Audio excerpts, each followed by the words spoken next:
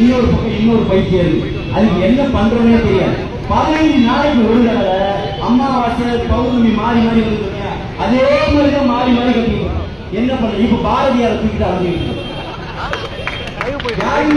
யாரெல்லாம் சொல்றானோ சங்கிகள், அவன் RSS வாதி, அவன் சங்கிகள், RSS நக்குவானு அவன் நக்கிக்கிட்டான். நான் RSS வாதினா சங்கிகள் சத தோழன் ஆயிட்டான். திமுக அந்த ஈழத்தமிழர்களுக்கு ஆயுதம் உடைஞ்சதை தடுக்காத ஒரே திமுக தான்.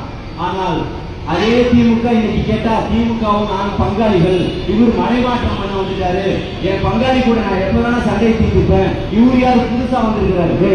இவர் தாண்டா உனக்கு புதுசா வந்திருக்கிறது இல்ல, இவர் தான் இந்த மக்களுக்கும் மண்ணுக்குமான தலைவன். அதையே நீ இப்ப நான் தெரிஞ்சுக்கிறேன்னா இந்த 16 வருஷம் நீங்க என்ன கட்சியை நடத்தி கலத்திட்டேன்னு நான் கேட்கிறேன். இந்த 14 ஆண்டுகள்ல உன்னுடைய ஆளுமை என்ன? இந்த 14 ஆண்டுகள்ல உன்னுடைய திறமை என்ன? பெரியாரை கொண்டாடியது தூக்கி போட்டதும், நீ எம்ஜிஆரை கொண்டாடியது தூக்கி போட்டதும், விஜயகாந்தை கொண்டாடியது தூக்கி போட்டதும், இதே மாதிரிதான் ஒவ்வொரு தலைவர்களை கொண்டாடி முருகன் வரைக்கும் கொண்டாடி தூக்கி போட்டது. இதை தாண்டி ஒரே ஒரு கவுன்சிலர் சீட்டை கூட உன்னால கொண்டு வர முடியலையே. இந்த மக்களுக்கு எப்படி மாற்றம் போடுறதுதான் மிகப்பெரிய ஒரு கேள்வி.